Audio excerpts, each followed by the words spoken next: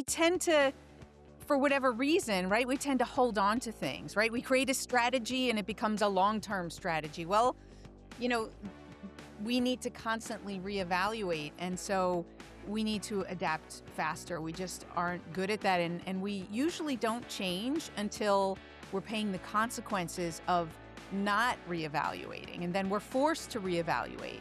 Welcome to Climbing the Corporate Ladder Without Breaking a Heel. I'm your host, Dr. Cynthia. With over 30 years in the corporate world, as a single mom, cancer survivor, and often the only woman in the C-suite, I understand the balancing act high-achieving women face. Now an executive coach and international speaker, my mission is to embolden every woman in the C-suite or on the rise to claim her agency and challenge the norms holding her back. Tailored for ambitious professional women, this show features candid conversations with powerful business leaders sharing their real stories of success and failure. If you're ready to look up and step up, you're in the right place. Join us and invest in your future today. Today's episode is for every woman listening who feels at times overextended, exhausted, trying to figure out how you're going to manage all of the competing priorities. And if you're like me and most people I know, that occasionally comes to a crossroads where things just don't go your way. Stuff happens, and you have to figure out how you're going to pull yourself out of it one way or another so that you can move forward in a positive direction. Today's conversation is with Penny Zenkner. She is a focusologist, which we're going to dig into. She is the founder of Penny Zenkner 360. She is an international keynote speaker, an executive coach, and the author of The Reset Mindset, this incredible book that instructs you, such an easy read, and it's so powerful, how to own your attention, prioritize your focus, and create. I had it upside down. Look at that. How to get unstuck, focus on what matters most, and reach your goals faster. So, with that, Penny, welcome. Oh, you've got yours right there. USA I've Today. got mine too. Yes. And you all should get yours. I love it. Yes, and we'll drop all the stuff in the show notes so people know how to go grab their own. Great. I always like to start with your origin story. You've had this incredible thought leadership around the reset mindset. Um, what was that moment or that epiphany that happened and that really grounded you in this thought leadership? Well, I actually, when I went to write this book, I called it something different. I started out to write a book that was about the 80-20 rule. How do we live the 80-20 rule? And, through self-discovery, through the book evolving, I realized, well, that's not really the crux of it, right? The crux of it is how do we refocus when life is pulling us in all different directions so that we're focusing on what matters most, and not just in business, right? In every area of our life. And, I looked back and I think I'm not really sure how this came for me to understand, but I was like, well, the 80-20 rule is just one of many I love. reset practices that I coach my executives, that I use for myself. And I realized that I've been using for myself ever since I was 19. And I think that was the moment where I filled in all of those puzzle pieces Yes. and I thought, that's it. This is a reset practice. And that is what has been successful for me. And I've been able to help, many executives also to adopt this for themselves and in their culture. And so that was it, right? And unfortunately my father died in an accident when I was 19. And as it happens with trauma and things that happen in our lives, it challenges us Mm. to, you know, uh, dig deep. And in this case, I was able to take what I call now reset moments, right? But it was these quick moments that I would take for myself when and where I needed them, when I felt like I just couldn't cope anymore. Things were, everything was coming in on me. And these purposeful pauses, these reset moments just helped me to put things into perspective and be able to take whatever comes next, right? Right. We don't always have to have 10 miles down the road figured out. Sometimes what we really need is just to be able to move to what's next. Yeah. So I mean, it's so true because there's likely a woman or a person listening that may be in the middle of something really traumatic, right? Mhm. Sadly losing your father at 19 years old, or whether it be loss or job loss or what have you, that they're just trying to put one foot in front of the other right now. Right. Describe what exactly is a reset. Well, and this is, I think, important and why I wrote The Reset Mindset as well, is that most people think of a reset as something we do when something goes wrong. Mm, And so, yes, it is really valuable when something goes wrong to take a step back away from the emotion so that we can be more objective and purposeful and intentional about where we want to go. But they're not just reactive, they can also be proactive, these resets. And we can actually access them every single day. And, I recognized it in time of difficulty, but also it can be checking in on a great win. What happened? How do we double down on this? How do we teach this to everyone so that everyone on the team can capitalize off of what we've learned? yeah. Or maybe it's what I call a reset rhythm, which came after the book was written, actually, to build in these rhythms so that we can release the stress, or so we can open up creativity, so that we can review whether our priorities are the same, whether they're still our priorities. Everything is changing so fast today. So a reset is simply being able to reevaluate, to dynamically reassess where we are now and where we want to be headed. What I love about that, I really appreciate you bringing up that it's not reserved for something bad happens. It's incredibly helpful in those moments, right? To get you Absolutely. sort of focused on what's next and how to get there. Um, but I really love the idea that it can be proactive, that you can get sort of into a rhythm. My thought leadership is all about intention. And Mhm. so, the intentionality, but to be intentional, you have to pause first and understand, am I drifting someplace or am I intentionally charting my course? And it sounds like the sort of hand in glove of the reset mindset and this sort of idea of intentionality is that pause to say, am I actually going in the direction I want to go? And if not, what's the pivot or the redirection I need to reset at this time? Is that sort of a summary back? 100%, Yeah. right? It's to be more intentional, to realign, like I call it, and it's an alignment tool Mhm. so that we can realign with our goals, our values, and our intentions, right? Mhm. So so that we're present.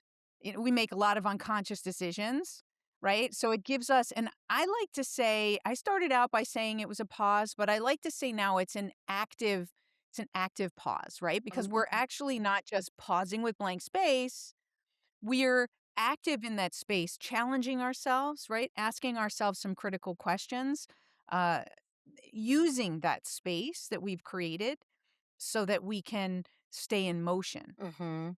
Mhm. Yeah, that kinetic energy that keeps you moving forward and in a positive direction. I Yeah. love the active pause though, because it's not sort of just stillness.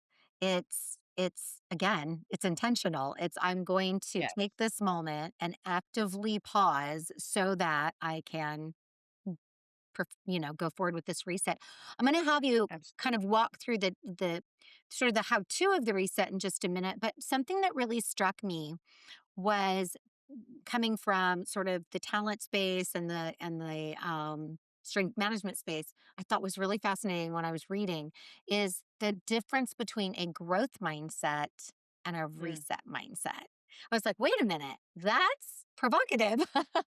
So I guess it is, it right? is, for me it was, yeah, because I'm all about the growth Mhm. mindset, but I Right.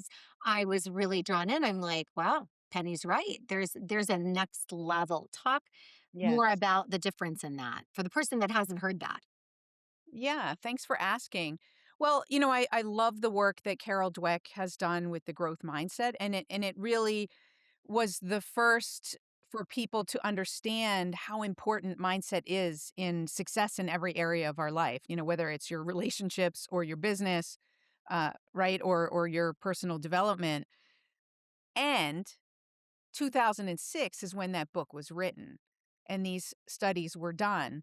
And so there's a natural evolution that needs to happen because we live in a completely different world than we did in 2006. Mm, We live in a world of change today. And so the foundation that Carol Dweck uses about learning through and effort and persistence being that, and learning over time, but effort and persistence being the basis. Effort and persistence are burning us out today. mm, And so we need another basis, right? We need some slight tweaks. So I'm just building on top of that by saying, well, this is the mindset that we need in the age of change.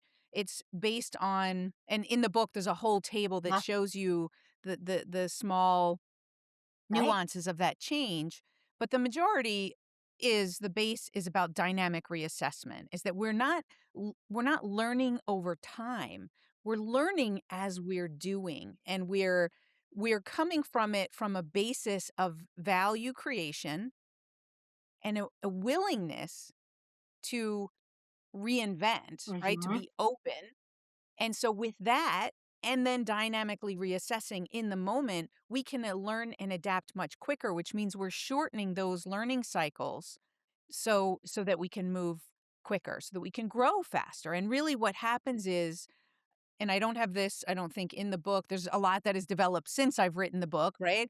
As you know, Yes, right? It's I like, oh, do. this should have been in the book. Well, the I was book's like, oh, I already wish out I'd have there. put that in there. Yeah, yeah, But it really creates an exponential growth when we're learning as we're going, and I realize that this has been my mindset.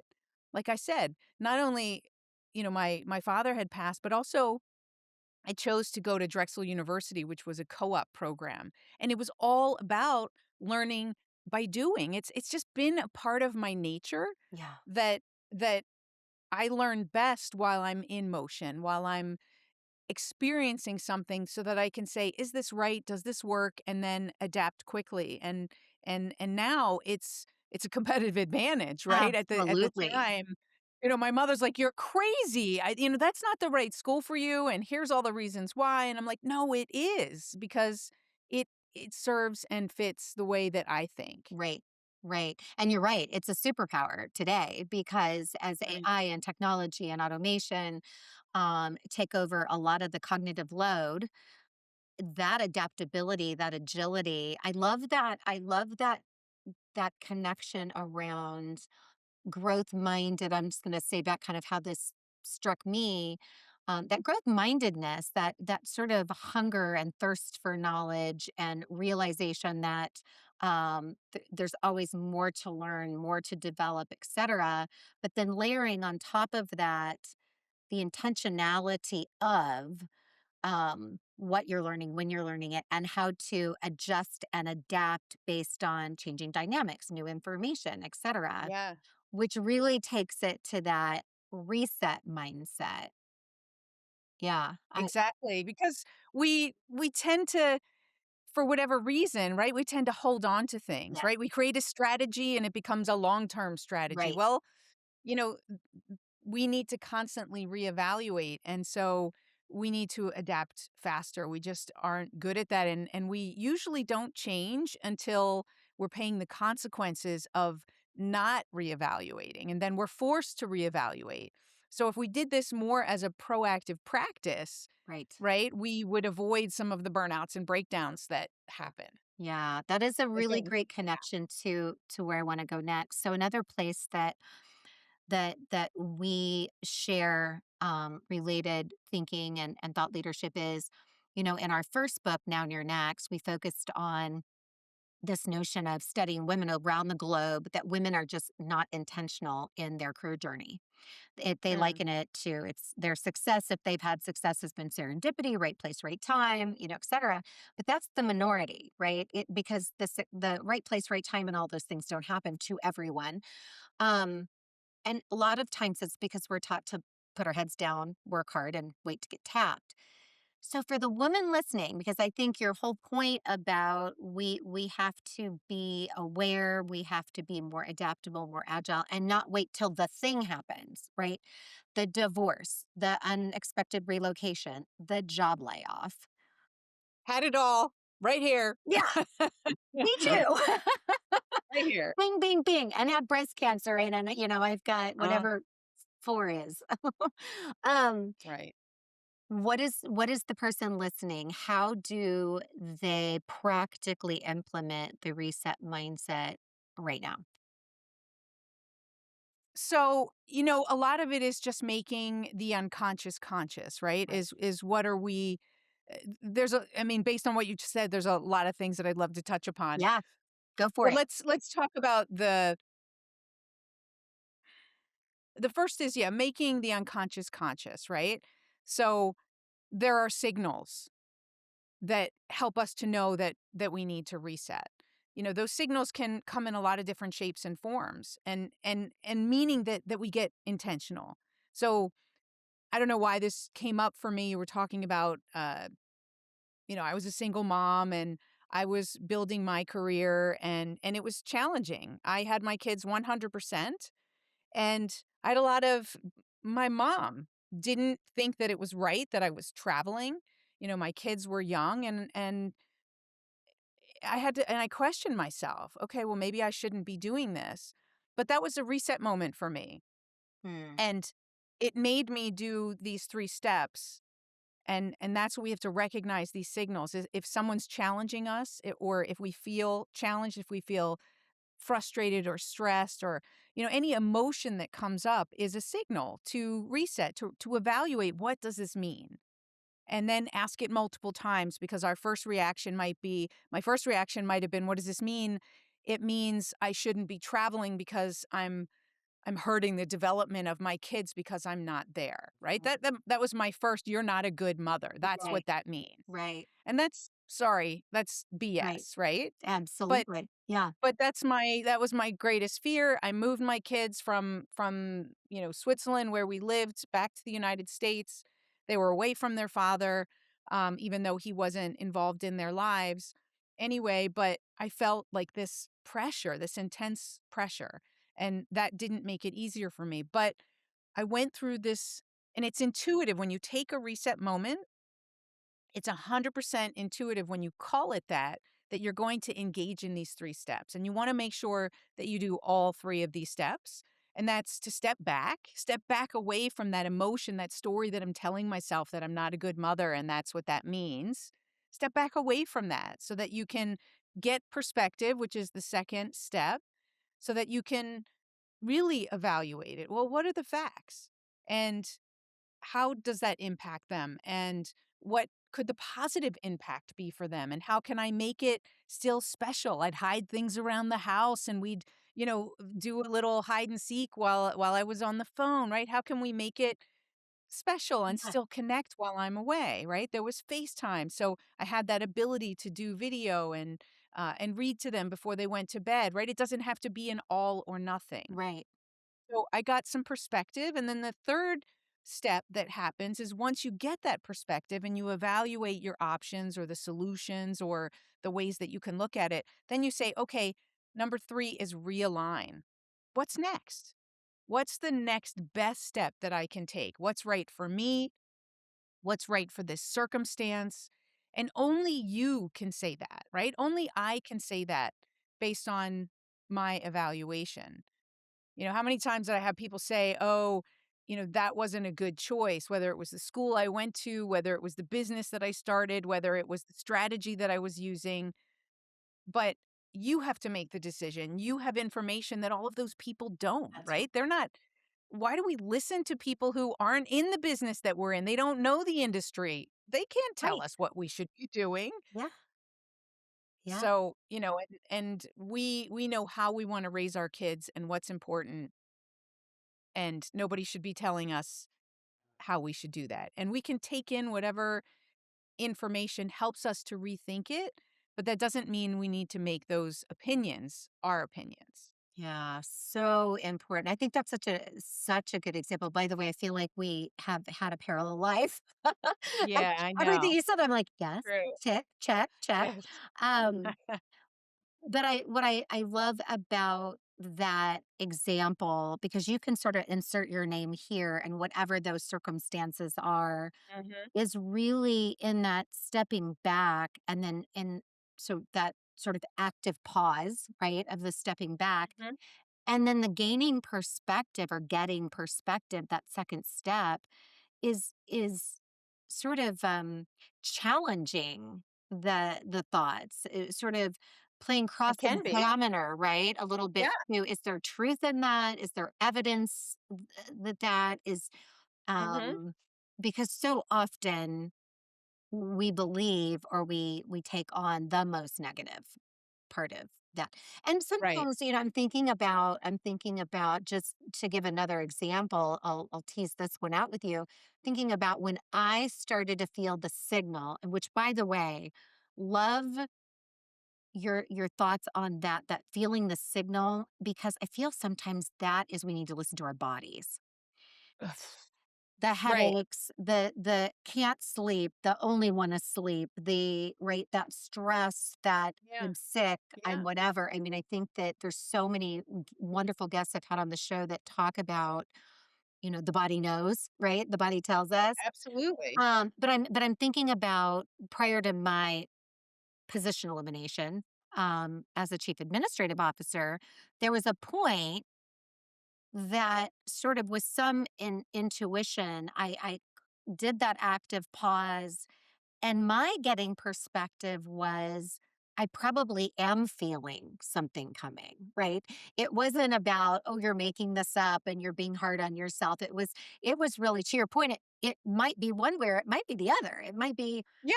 yeah, you know what? You probably are feeling the signal that things are gonna change, allowing me to realign of, okay, well, what am I going to do next? Because if Mhm. that comes to fruition, I need to be ready and prepared for that, which Yeah. I otherwise would not have been. A- And that sort of happened accidentally. How do you get proactive about that though? How can you talk about the idea of being proactive and getting in a rhythm of sort of checking in with yourself for the person that says, "Well, I don't have any signals at the moment." You know, everything Right. feels pretty normal. What are the ways that you would say, here's an active way that you can sort of get in the habit? Right. Well, there's so many different ways, and people might already be doing it. I Yeah. encourage them when they call it a reset moment, they may use it more fully, Mm, right? So let's say somebody's journaling, yeah. right? A journaling practice that you might journal every morning, you might journal once a week about the week that's passed. That can be a reset practice that helps you kind of reflect on, and then maybe you want to add some additional structure to it by giving yourself an additional prompt. Yeah. And, that might help you to recognize the signals early on. Right. It could be, a breathing practice, right? When we get stressed, right? We need to use our breath. And right now, I'm kind of going through breath school, and I'm learning more about breathing and being more intentional about integrating it into my regular practice. Yeah. And then it just helps me to be more open, more grounded, and then maybe I'm not as reactive when things happen, Hmm. that I'm grounded, right? When I'm connected to the bigger picture, then these resets, they help us to stop stress from compounding. If we're doing something that's body related, like breathing or journaling, that helps us to write it out. But it could be at the end of every week is to do a recap and ask Hmm. yourself a couple of things, about what's working. Very simple things, right? It doesn't Right. have to be complicated. What's working, what's not working? What I think, Where might I be feeling frustration or disconnection right. that isn't what I want? Is there anything underlying that's happening in my relationship that I'm noticing? Because if we don't ask ourselves, we could say there's no signals. But if we're not looking for them, we're not going to see them. Mhm. But if what I say now, it's also not in the book, but I say it in my keynotes, and people really resonate with it. Because sometimes it's not that we don't know what to do. We don't know that it would be valuable to reset. It's how do we add it into our structure? How does it become so simple and accessible, right? And sometimes language makes it a little bit more accessible. As I tell people that our job, especially if you're in a leadership position or you're a parent, is to become a professional noticer, Mm. noticing the tone of yourself, noticing your language, right? Those can be signals, is when you say, that's, I'm exhausted. I don't have the time. Mhm. Those types of things, when you hear yourself saying that, or Right. you hear someone else saying that, those are signals that you need to pay attention to. What does that mean? And again, don't go with the first, what does that mean? You have to dig into it. What else could that mean? And what else could that mean? And that's what it is. It's becoming a professional noticer so that you're heightened, you have a heightened awareness. I tell my husband, because he has a tendency, he's not listening, to have a little bit of a negative tone Mm. sometimes. And Yeah. I tell him I'm energy sensitive. So when I hear it, I'm like, "What's going on?" Like, Yeah. he doesn't like when I probe. He's more of an introvert, right? I'm an extrovert. We need to talk about this Right. now. And I'm getting better at knowing when's the right time to talk and not. Um, but I'm a noticer because I'm energy sensitive. Yes. And so that is, a gift, especially if you know when to not push, right? It Right. can also be a curse. Right. Can also be Right. a curse. But it's hugely invaluable, especially, with our kids, right? I mean, they don't often tell us what's going on, and sometimes it's not about questioning them about it, it's about softening the Yes. way that we show up. Yes. My son had some major anxiety and anger issues growing up, and so how could I, you know, when he says something that can be hurtful, I don't take it personally. Mhm. Because I know he loves me, but I know that he's in pain and he's lashing out, Yeah. and how can I be supportive? And it's not easy when we feel like somebody might be aggressive towards us, we want to take it personally, and so that can be a huge thing as a professional noticer, to take that reset moment and go, "This isn't personal. Right. How can I be there for this person? What could I ask them? How could I show up in a way that's supportive instead of making it worse?" Right? In the Mhm. beginning, when he would get angry, I would get Right. angry, and that would Naturally just react. escalate and make it worse. And I learned, no, no. Yes. Yeah. So many things come to my mind. My daughter is very energy sensitive. And everything, so much is done through text these days, right? And Right. if I text her, um, and it's not lengthy enough or what have you, she'll immediately Or it has a period at the end. God well, forbid you right? should use I punctuation. know. She'll call me or text me back, "Are you okay? Are you mad at me?" I'm like, "No, honey, Right. I'm not mad at you. I'm driving and I'm talk texting," or, whatever it is. Right, Um, right. I know, I was told, "Stop yelling at me." I put a period at the end of the right. sentence. Like, okay. We're learning all the things. But the other thing is, so two things you said, which I love this professional noticer. It's not only noticing your own language, which may be a signal that even you're missing to your right, harkening back to if Right, you that find yourself unconscious. saying, I'm just really tired or I'm just really exhausted or I don't have time for that or whatever it is. And sort of pausing and, what is the language I'm using lately? How am I sounding? How am I showing up? But then the other thing, and you cover this in your book, and it's one of the phrases that anybody that's ever served alongside me, anybody that's ever reported to me would say, if you said, what does Cynthia say all the time? It's assume positive intent. That has Yeah, always been my standard MO, right? Because huge. people get prickly about they read an email and they think somebody's being nasty or whatnot. Um, but to your point, in the book around assume positive intent and then listening to the words that people are using and giving grace and saying, Mhm.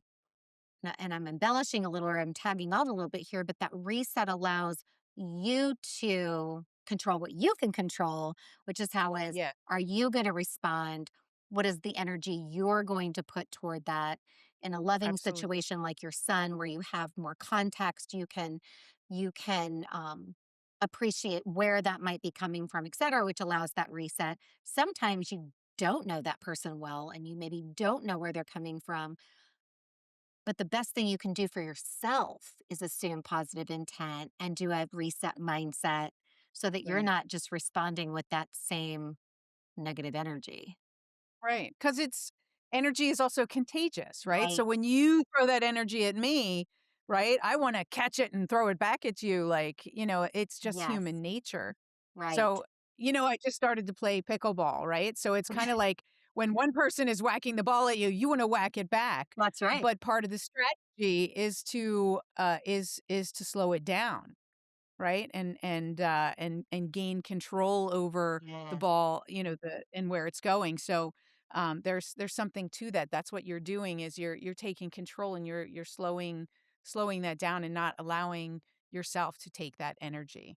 Yeah, that's a really good metaphor because it changes the pace. And in changing the pace by you taking control, it changes the whole trajectory of where it's going. Yeah, Yes. I think you're gonna have to bake that into your keynote if you haven't already. I think that's a good Pickleball, I haven't. The funny thing is they use the word reset as well, which I didn't know. My okay.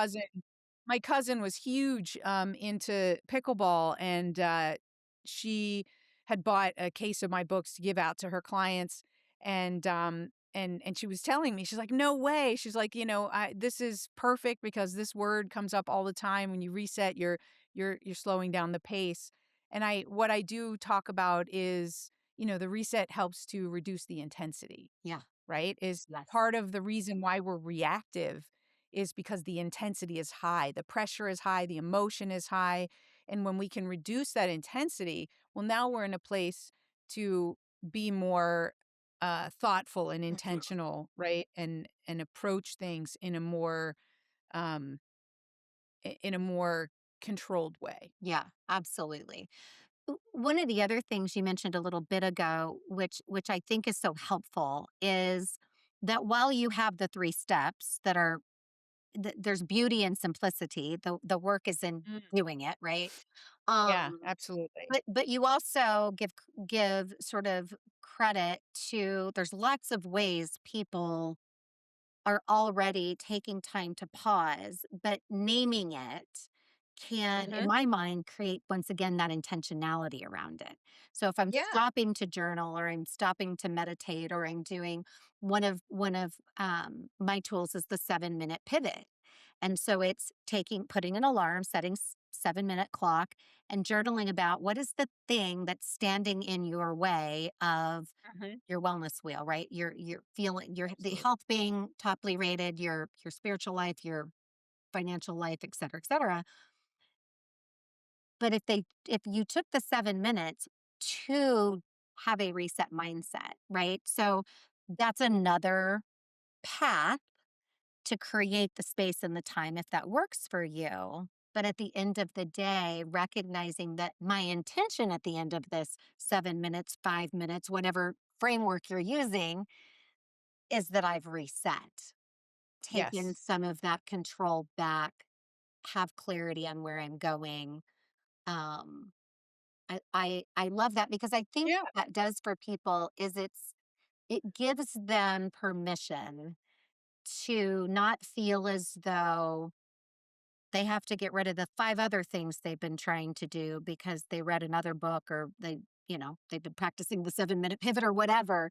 And it just Right. says, do what works for you, but make certain it has sort of these elements and that your goal is to shift your mindset. Yeah. Yeah, absolutely. I mean, the 7-minute pivot is a A reset reset. practice, Absolutely. and just like the 80-20 rule is a reset practice, there are tons of them, but you're absolutely right. Just like when we want to get more in touch with our emotions and we wanna be able to better control them, we name them, right? So Right. there's a whole, like, school of study when you name them, right? Now Yes. you can work with them and you can shift them.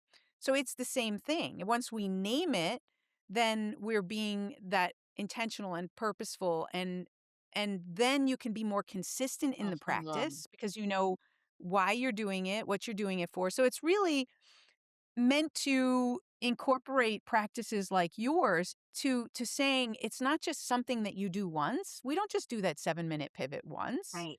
We want to do it on a regular rhythm, a reset rhythm, so that it serves us at the highest level. It's already serving people who are doing it. Now, if you make sure that it has these components and you call it that and you make it consistent, now you've got something that can support you in a much stronger way in your life. And so that's all it is find what those reset practices are for you and then share it with your family. Have now if you're doing it individually, how do you help other people to do it? How do you do it as a family? People who have family meetings or um, you know, uh maybe set a budget together and work through the budget or as an organization, right? Mhm. Where are these rhythms built into your workflow and that are there to challenge your current way of working and thinking so that you're always leveling up and making sure that everybody's in alignment, right? That's Right. where the value comes is not just for your own alignment, but for your family alignment, for your team alignment, and then everybody's working together towards the same thing. Mhm. Yeah, and I know you speak around the world on the topic and with organizations and leaders and teams, and it's so great that it is equally helpful and something that businesses can use, that leaders can use, that teams can use, as it is for an individual in their personal life. Yeah. Um, I hear that a lot from people is yeah, that they're like, "Wow, I didn't expect."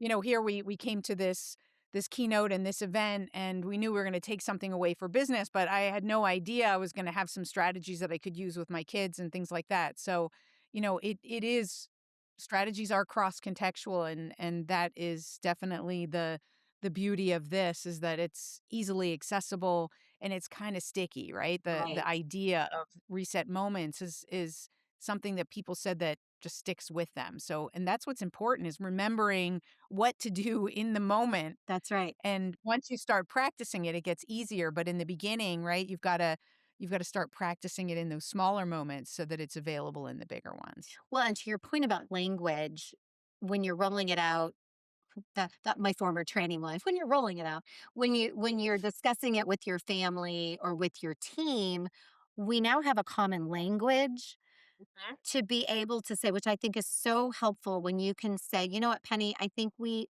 need a reset mindset. Mhm. I think we need a reset on this. It sort of gives you language that is safe, it's known, it's not judgy or attacking. It's just like, hey, maybe we need to Exactly. have a timeout and sort of have this reset moment so that we're not just again drifting blindly into wherever the course is taking us or because of the disruption or because of the change, etc. Yeah, it's kind of permission to challenge, Yeah. right? So like you said, it's a little bit of a challenge, Yes. but it's permission to do that in a safe space, and people have said that it's helped them out of a pinch right after the event. They were at a meeting where, emotions were high and things were not easy to work through, and they said, "Hey, remember we just had this session. Let's take a reset moment. Let's take a 5-minute break. Everybody go take a walk. Come back and, we'll readdress where we are and where we want to go." And they said that made all the difference. And it's Yes. so ridiculously simple, but that's the point, right? I Yep. mean, I worked for years and years to make it so simple, right? That's because that's what makes it usable and what helps it to stick is that it's simple. Absolutely. Well, and you had the wonderful honor of Mel Robbins writing.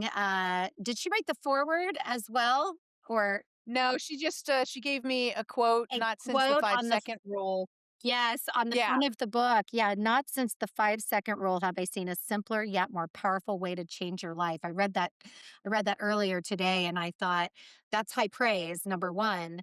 But if you absolutely, absolutely. right, but if you follow Mel Robbins, you also know um, she's super open about the fact that the 5-second rule is so simple, but it's the power beneath it. And I love that she likened the two things Yeah. together. Um, When I actually modeled it, I was when I was came up with that it was gonna be the reset mindset, like, in this whole coming up with how I was gonna bring this book across, I wanted it to be really simple and accessible. So I really modeled it off of the 5-second rule, and that's why that, for me, had such a beautiful praise yeah, because that's where I wanted to go. I wanted it to be so simple, and I know that the 5-second rule made a huge difference for people around the world right, because it was so simple. right, right. It's just doing it. So, what is the biggest as we're kind of wrapping up? I could talk about this all day. I know, um, right? 'Cause What holds people back from the person that's listening? Maybe they're driving, they're on a walk, and they're like, "That really resonates. That's really smart, and I'm going to go grab that book." But you know, life carries on. What is the big challenge that people need to overcome to start to implement this into their life? the biggest challenge that people need to overcome is the same with anything, Yeah, right? Is getting out of our own way, yeah, right? It's getting stuck in the stories that we tell ourselves. Oh, that'll work for those people, but not for me because my situation is different. They mm, don't know what I go through on a day-to-day basis. They don't understand my children are different. right, They don't understand my business, my industry, right? And so it's those excuses that we make to stay closed. right. Um, and I've made them too. Like, Oh, this is not a point finger. This is 100%. human nature. And I think it's because we get caught in the overwhelm Yeah.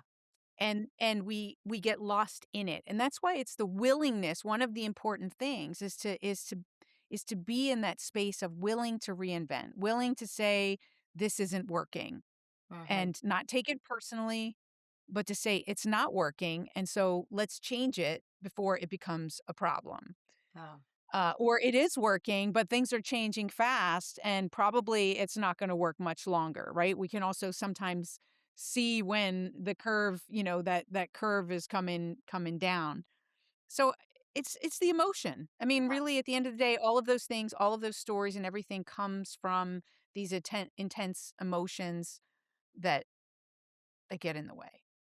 Yeah, and I would add to that, just based on our research as well, that Yeah. women are so used to kicking the can down the road, right? I'll focus on me when the kids go off to school or when they graduate or when the partner or significant other gets their dream job or when because we are so busy pouring into everyone else. And I don't say Mhm. that as martyrdom. I say that as it's based in data and evidence. You and I both know. Yeah, yeah, It sure. is what it is.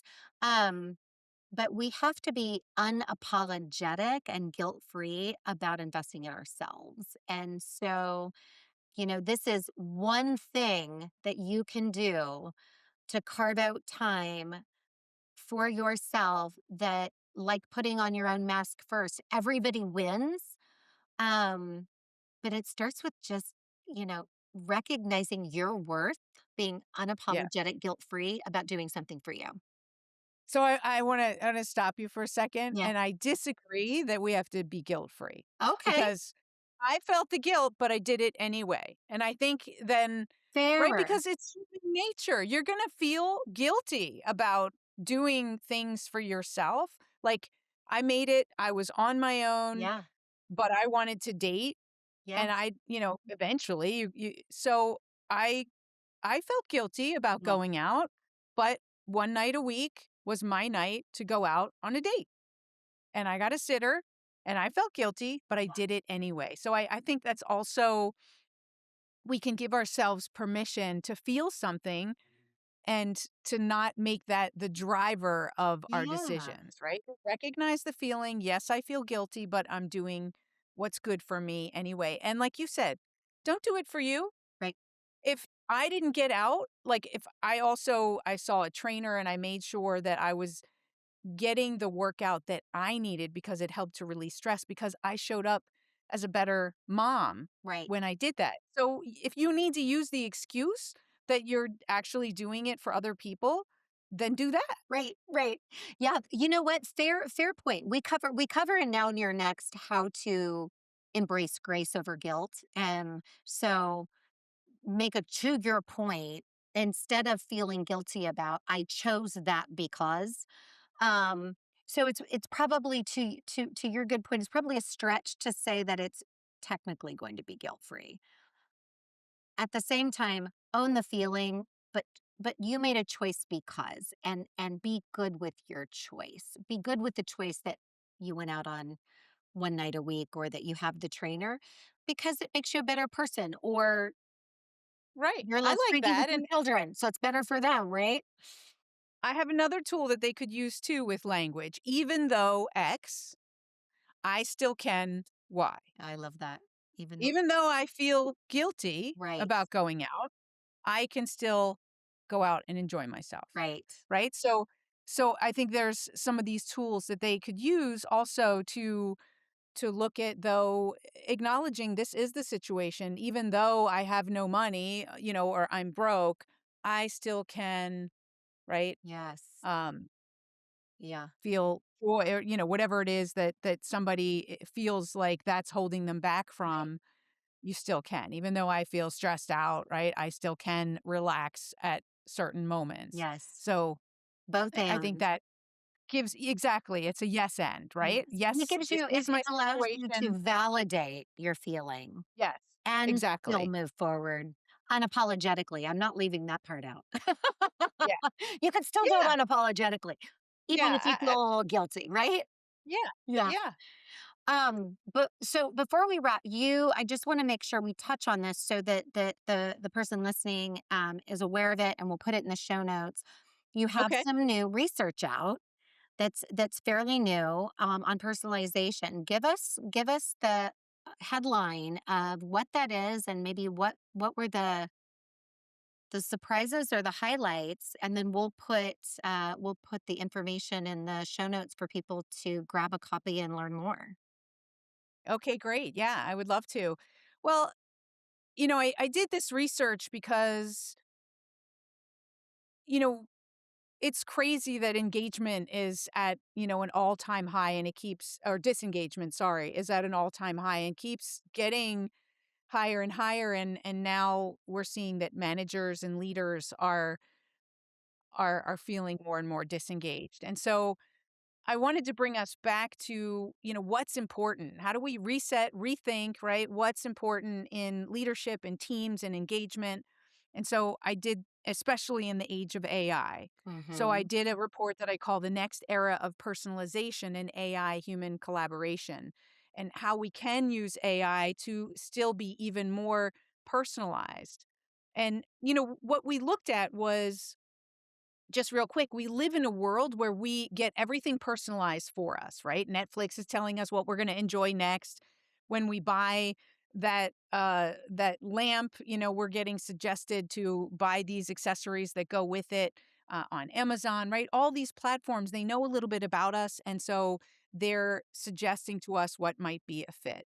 But then we go to work and we feel like a number, and they're still very static, follow this process and everybody follows the same process, learns the same way, and really people don't feel valued.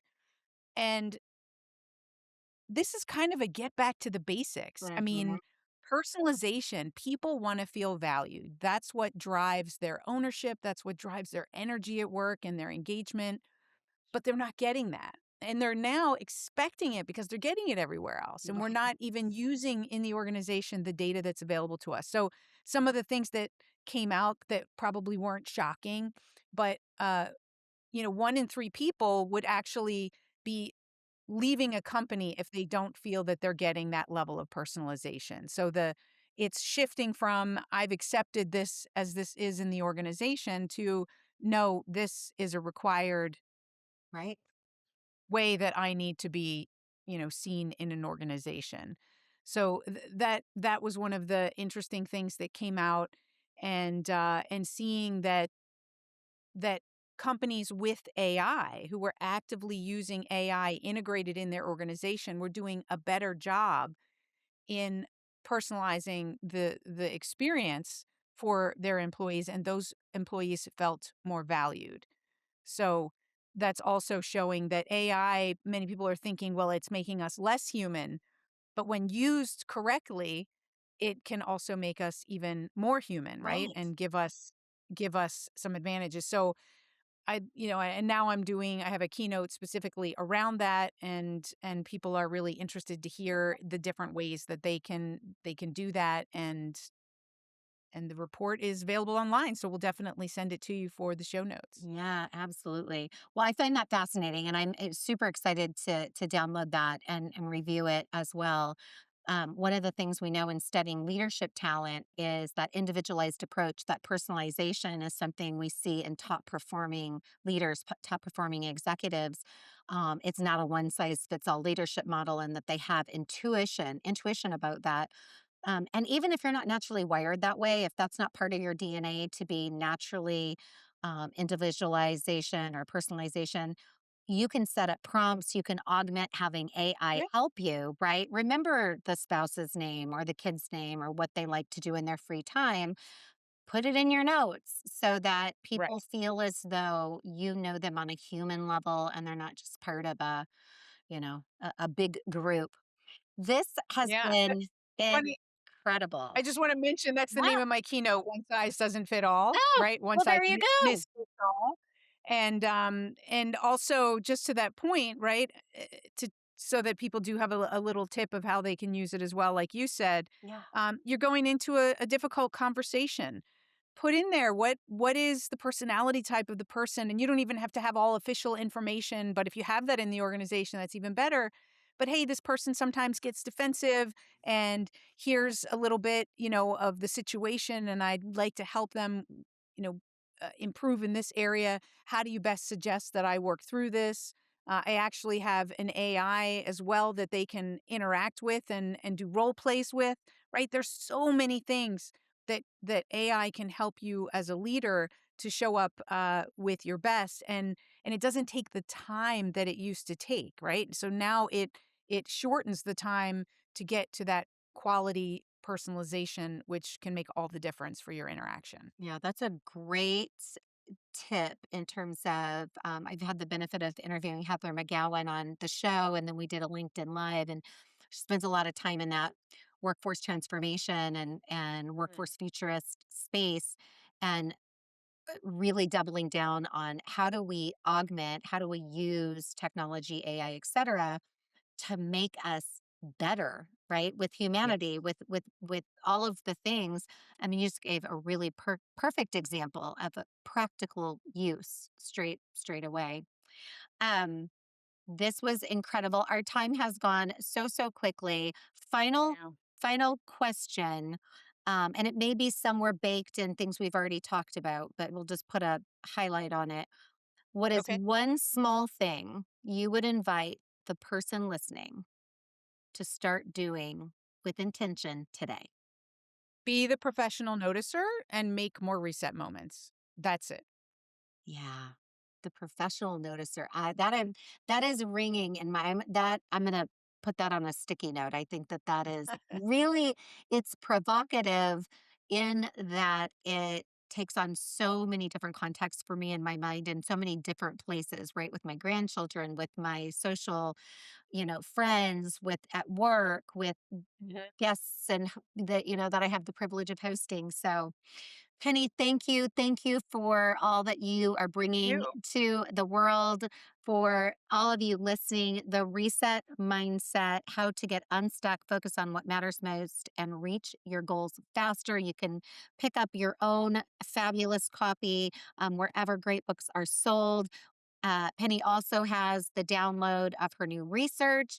And if you're looking for a phenomenal keynote speaker and thought leadership in this space, be sure to connect with Penny through LinkedIn and all her socials Thank you. and follow her as well.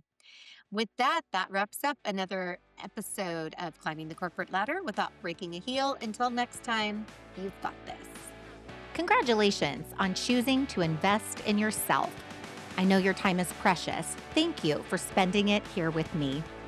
I believe in helping you look up, step forward, and fully realizing your potential. If today's conversation resonated, I'd be so grateful if you'd rate and comment on Apple, Spotify, or wherever you listen. And if you know someone who would benefit, please share this episode with them. Let's stay connected. Visit me at dr-cynthia.com, and you can find me on all the socials at Dr. Cynthia Bentzen-Mercer. Until next time, remember, boldly start working on your future today.